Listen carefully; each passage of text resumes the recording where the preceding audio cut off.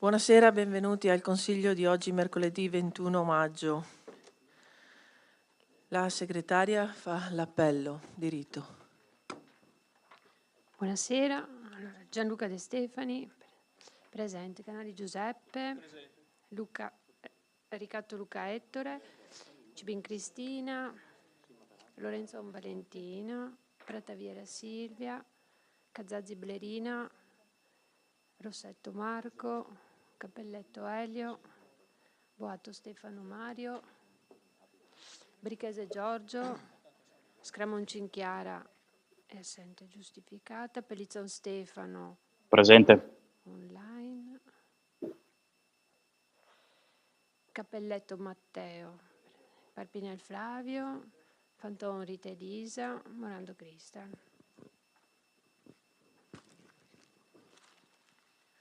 Allora, gli scrutatori, giro vado di là, nomino gli assessori Prataviera e Rossetto e la consigliera Fanton. Il primo punto all'ordine del giorno, che ci verrà illustrato dall'assessore al bilancio, riguarda l'approvazione alla variazione di Consiglio Comunale bilancio di previsione 2025-2027 con applicazione di avanzo di amministrazione. Proposta numero 18. Prego, Assessore. Buonasera a tutti. Diciamo che questa è una variazione di fatto, nasce prevalentemente tecnica. Con l'occasione abbiamo approfittato di applicare l'unica scelta di applicazione di avanzo, abbiamo approfittato di questa occasione per applicare 25.000 euro, di cui una quota 14.236 di fondi vincolati e 10.763 di fondi disponibili per il completamento delle opere straordinarie sui cimiteri. Dato che stavamo portando avanti, si stavano eseguendo i lavori sui 3 cimiteri, l'amministrazione ha deciso di concludere una parte di completare il lavoro con alcune zone nelle quali nel progetto iniziale non era previsti la pavimentazione. Quindi abbiamo approfittato di questa variazione tecnica che di fatto nasce dall'approvazione del decreto ministeriale del 4 marzo 2025 che determina il contributo alla finanza pubblica per gli enti locali per gli anni dal 2025 al 2029 e che, come indicato al comma 1 dell'articolo 2 del decreto prima citato, il fondo va iscritto entro 30 giorni dalla data di pubblicazione in Gazzetta Ufficiale, quindi è stato pubblicato in Gazzetta Ufficiale il 22/4/2025 e va iscritto a bilancio con una variazione con atto del Consiglio entro il 22 maggio 2025. Questo fondo era già stato previsto nel bilancio di previsione, era stato ipotizzato il possibile importo con le linee guida che erano state date. Ora con il decreto pubblicato in Gazzetta Ufficiale il 22 aprile sono stati determinati gli importi esatti che per nostra sfortuna squadrano di pochissime migliaia di euro, perché per l'anno 2025 il fondo va incrementato di 1.372 euro. Per l'anno 2026 2.745 euro, per l'anno 2027 eravamo in surplus, quindi vanno tolti 1.255 euro. E avevamo anche pensato eventualmente di fare una variazione di giunta, ma quindi poi con ratifica di Consiglio, ma in Gazzetta Ufficiale si parla proprio di approvazione da parte del Consiglio, quindi per non saperne leggere né scrivere lo abbiamo portato in Consiglio. Con l'occasione abbiamo approfittato di mettere questi 25.000 euro che prima citavo e abbiamo approfittato a sto punto di registrare alcune entrate e uscite che riguardano sostanzialmente l'ufficio socio-assistenziale. In particolar modo abbiamo contributo regionale al reddito di inclusione attiva per 11.250 di entrata che vanno totalmente in spesa a progetti per reddito di inclusione. Abbiamo il contributo regionale per il sostegno all'abitare SOA, 3.063 euro in entrata e per lo stesso importo in spesa. Abbiamo 1.500 euro per finanziamento per interventi di contrasto alla povertà educativa, e anche questi vanno direttamente in spesa come contributi ad alunni in disagiate condizioni economiche di povertà educativa. Infine abbiamo 3.000 euro di previsione come soggiorni stagionali anziani, e con la rispettiva uscita di 4.800 euro iniziative a favore degli anziani, che saranno quelle nel periodo, diciamo, autunno-inverno per gli anziani alle terme. Esatto.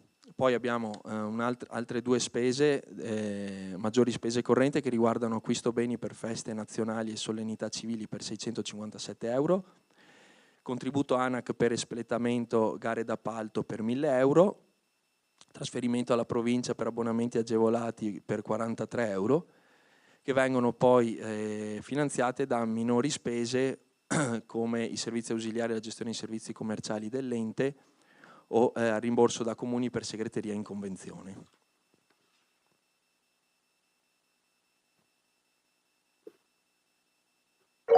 Chiedo se ci sono interventi. Prego, consigliere Pellizzon.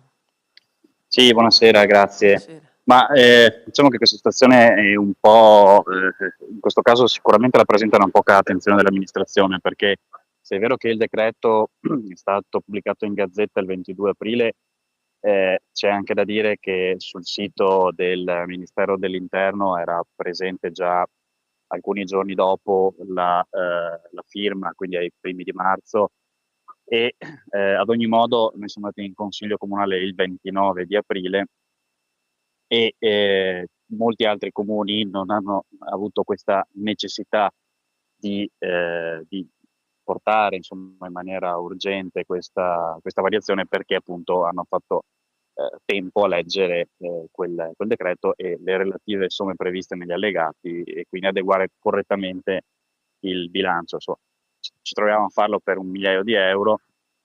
Tant'è, andiamo avanti, insomma, la prossima volta magari staremo un po' più attenti. Colgo l'occasione per dire due cose: la prima, che ci asterremo su questo punto; la seconda, così non evito anche di alzare la mano a distanza, che invece nel punto 2, nel secondo punto, daremo un giudizio favorevole, essendo quello poi una convenzione che appunto si è già riproposta nei tempi ed ha funzionato, quindi ecco, così non intervengo più. Grazie. Grazie consigliere. Chiede la parola il vice sindaco Canali. Sì, grazie. Innanzitutto gli atti dello Stato hanno validità da quando sono pubblicati nella Gazzetta Ufficiale, quindi è vero che oggi con internet, come posso dire, ci possono essere delle fughe in avanti, ma è la Gazzetta Ufficiale quella che dà, e poi comunque non c'erano i tempi tecnici per poterlo portare nel precedente Consiglio. E colgo l'occasione di ringraziare l'assessore al bilancio invece per aver recuperato 25.000 euro che ci consentono, e ringrazio anche l'amministrazione per aver recuperato questi 25.000 euro che ci consentono di andare a sistemare ulteriori zone dei cimiteri, e proprio perché questa è un'opera che è stata pensata, voluta, finanziata, progettata da questa amministrazione. Lo dico pubblicamente, visto che poi questo video sarà reso disponibile a tutti i cittadini, per togliere eventuali dubbi, perché più di qualche cittadino ci sta fermando in questi giorni chiedendoci di chi sia la paternità di quest'opera, così come di altre opere che nel frattempo sono state realizzate. Onestamente noi diciamo sempre quelle che sono frutto di progettazione e finanziamento di questa amministrazione, e quelle che invece sono prosecuzione di opere già pensate, progettate o avviate dalla precedente amministrazione, ma con la massima onestà intellettuale, che è quella che ci ha sempre contraddistinto in tutti questi anni. Non mi pare che ci sia altrettanta onestà intellettuale da parte di qualcuno, perché evidentemente informa male i cittadini, e quindi cogliamo l'occasione di questa sessione per poterlo esplicitare e rendere doto a tutti. Grazie capogruppo. Chiede di intervenire Pellizzon, prego. Sì, mi scusi, due cose. La prima, sindaco, guardi che si sentono comunque i suoi interventi, almeno a distanza li sento, e quindi se commenta sento quello che dice. Ma, No, ma sarei che intervenuto Atari- successivamente proprio per spiegarle come agiamo noi. Comunque, prego, grazie. No, beh, ma ho sentito la battuta, sì, la legittimità dei documenti la conosco anch'io, e siccome è vero che la legge dello Stato ovviamente è in vigore solo all'atto della pubblicazione in Gazzetta e generalmente anche passati 15 giorni, eccetera, salvo che non sia un'esposizione diversa, lo bene, cose che sappiamo, è anche vero però che se proprio vogliamo dirla tutta, c'era anche si poteva anche pensare a un meccanismo di emendamento fatto dalla stessa maggioranza che prevedeva, diciamo, in sede di consiglio proprio, che prevedeva quella differenza di 1000 e qualcosa euro perché il fondo era già stato iscritto, quindi si trattava di adeguare solo quella cosa. Detto questo, guardi, su quello che invece dice il vice sindaco rispetto alle paternità, mi pare che anche da questo punto di vista da parte nostra ci sia sempre stata la massima trasparenza. Poi mi piacerebbe essere lì, come dire, nel momento in cui si dicono queste cose, vedere come effettivamente vengono dette da tutte le parti. Però questo fa parte anche del gioco politico, per carità, non è che ci scandalizziamo. Dopodiché, appunto, in privato sarei curioso di vedere cosa viene detto. Ma comunque, anche noi da parte nostra non abbiamo mai avuto problemi a dire questo è dell'amministrazione nuova, questo è dell'amministrazione vecchia più un pezzo dell'amministrazione nuova, questo è tutto vecchio. Cioè, nel senso, non è un problema da quel punto di vista. Non è che questo, diciamo, sposti definitivamente il giudizio dei cittadini, a mio avviso. Grazie, prego Sindaco, intervenga. Sì, grazie. Ma allora, intervengo per specificare, capogruppo Pellizzon, non era una battuta ma era un'osservazione attenta la mia, perché come lei giustamente è molto attento a quello che fa questa amministrazione, anch'io sono molto attento a quelle che poi sono le varie osservazioni, le varie critiche e le varie proposte. E le dico, se come lei sa bene, visto che ha fatto anche amministrazione, sa che se la procedura precedente per il Consiglio Comunale era chiusa, la variazione era chiusa, se mi corregga l'assessore se sbaglio, e i documenti erano già stati inviati anche al revisore dei conti, è chiaro che non potevamo più procedere a una modifica visto che il Consiglio è stato il 29 di aprile e anzi io penso che invece i calcoli, anche se previsionali, sono stati fatti molto corretti visto che si è così sbagliato, se vogliamo dire così, ma il calcolo previsionale di solo 1000 euro neanche. E il 22 esattamente abbiamo fatto anche la commissione, quindi io penso che tutti possano capire che gli atti non potevamo più modificarli visto che la commissione era anche già stata fatta e convocata.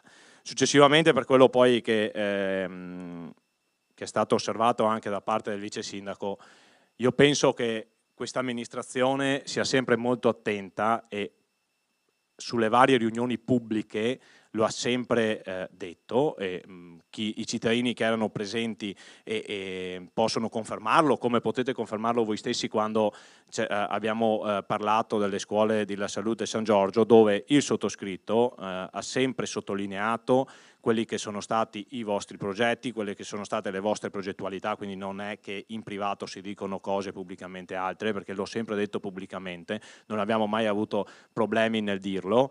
E come abbiamo anche specificato più volte che comunque queste progettazioni che voi avevate iniziato, oggi questa amministrazione sta sostenendo e sta stanziando dei costi per portarle a termine, che ci sta, per carità, nessuno sta dicendo niente in merito, ma voglio anche specificare, visto che anche l'altro giorno ho avuto un confronto con un cittadino che mi ribadisce che questa amministrazione, l'amministrazione precedente ha lasciato tantissimi soldi a questa amministrazione, che il comune di San Stino è ricco. Voglio specificare anche questo, stiamo ancora sostenendo il 1 milione di avanzo di amministrazione che è stato lasciato. Quel 1 milione lo abbiamo consumato pesantemente e dopo l'assessore prepareremo anche uno schema, perché ho chiesto all'assessore che prepari uno schema per dare a tutti i consiglieri, in modo che sappiate filo e per segno in schema come sono stati investiti quel 1 milione di euro, perché continuare a dire che l'amministrazione precedente ci ha lasciato soldi è anche vero che ci ha lasciato comunque dei progetti da finire. Penso i 200.000 euro da stanziare per l'avvio della mensa di Corvolone, penso gli altri quasi 100.000 euro per la sistemazione della parte esterna della mensa di Corvolone, penso gli arredi che abbiamo stanziato i soldi per la mensa di Corvolone, penso al Nido della Salute dove abbiamo stanziato ulteriori 200 circa, adesso non voglio dare cifre precise, ma dove abbiamo stanziato comunque una fetta sostanziale anche lì di investimento. E potrei andare avanti e quindi voglio dire, sicuramente quel milione capite anche voi che in breve tempo si esaurisce, quindi continuare a sostenere, a dire, e questo sicuro lo è perché altrimenti i cittadini non possono essere che si inventano le cose, voglio dire, ma ci riferiscono che viene riferito questo, ecco, quello che viene chiesto è porre un attimino di attenzione, di avere del rispetto, perché finché c'è da discutere di politica, discutiamo di politica, c'è da discutere di amministrazione, c'è da discutere di amministrazione, nessuno mette in dubbio, ma poi quando vengono dette, diciamo così, delle cose non vere è anche così poco opportuno e anche poco bello, anche per la cortesia istituzionale, insomma, che c'è tra la maggioranza e la minoranza. Grazie. Bene, se non ci sono altri interventi e vista l'urgenza di procedere, passiamo alle dichiarazioni di voto. Favorevoli? Astenuti? Contrari?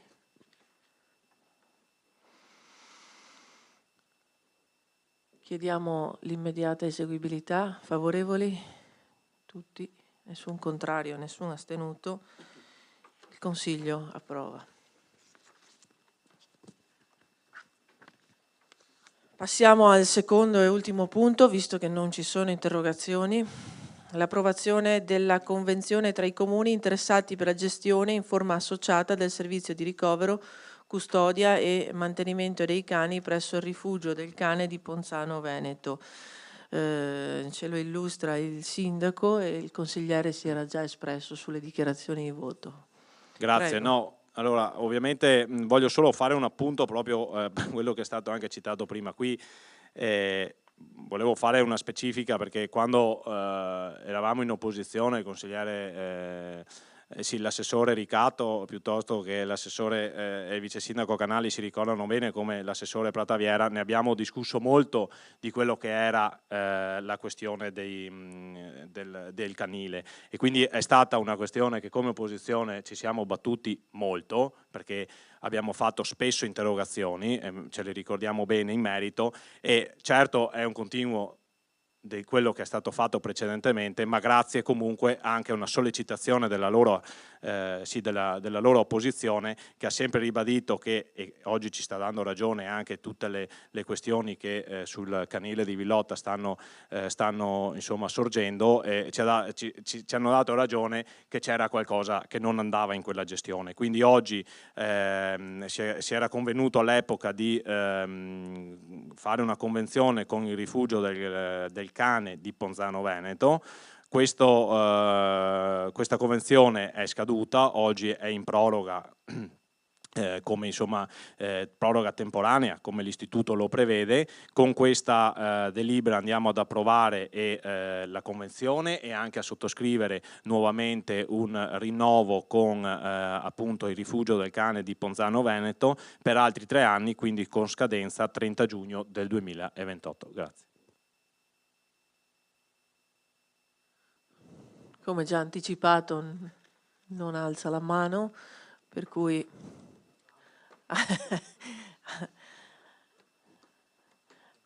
lei ha alzato la zampa? No? Ok. Allora procediamo con il voto anche per il secondo e ultimo punto. Favorevoli? Tutti? Nessun contrario? Nessun astenuto? Votiamo per passare la proposta di delibera all'immediata eseguibilità. Favorevoli? Contrari? Nessuno e nessun astenuto. Grazie e buona cena a tutti.